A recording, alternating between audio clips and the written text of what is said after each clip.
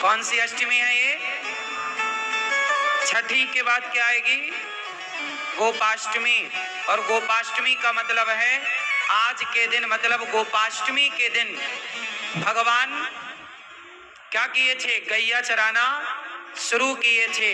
इसलिए गोपाष्टमी में, इस कार्तिक में भगवान ने गाय चराना स्टार्ट किया।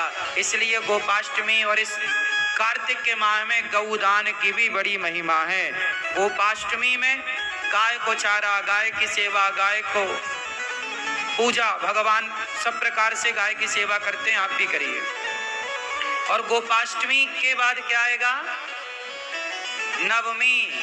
कौन सी नवमी? बोलो। हाँ हाँ हाँ हाँ, अक्षय नवमी बोलते हैं, आंवला नवमी भी कहते हैं। कौन सी नवमी? इस आंवला नवमी के दिन कहते हैं कि आंवले के पेड़ पर ही भगवान श्रीमन्नारायण का वास होता है आंवला नवमी के दिन।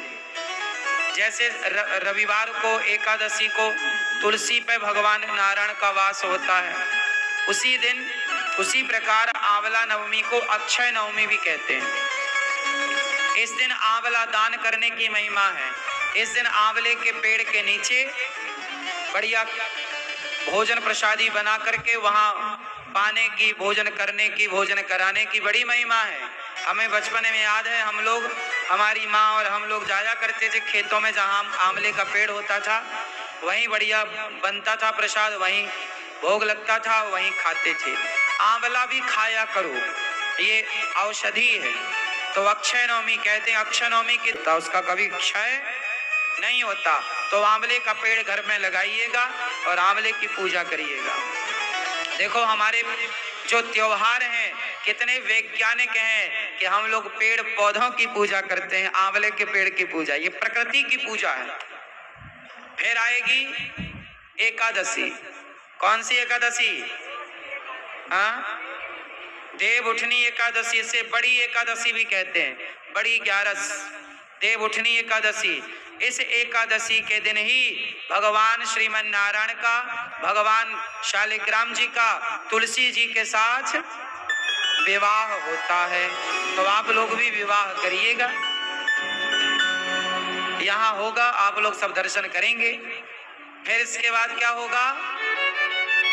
पूर्णिमा, कार्तिक पूर्णिमा। मतलब ये जो कार्तिक का महीना है, सारे इस महीने में सबसे ज्यादा त्योहार होते हैं। हमारे सनातन धर्म में जितने भी महीने हैं, सब महीने एक से बढ़कर एक हैं, पर कार्तिक माह में सबसे ज्यादा त्योहार होते हैं। इसी माह पर दीपावली होती है, इसी माह पर देव उठनी एकादशी होती है, इसी माह में धनतेरस गोपाष्टमी होती है, इसी माह में अन्नकूट होता है, इसी माह में भाई दूज होती है। तो एक माह में इतने सारे पर्व, इतने सारे त्योहार। यदि ये सवाल कोई आपसे पूछे कि हिंदू धर्म में, सनातन संस्कृति में वो कौन सा महीना है जिस महीने में सबसे ज्यादा त्योहार होते हैं, तो आप कह सकते हैं कि कार्तिक का माह है वो, जिसमें सबसे ज्यादा त्योहार होते हैं।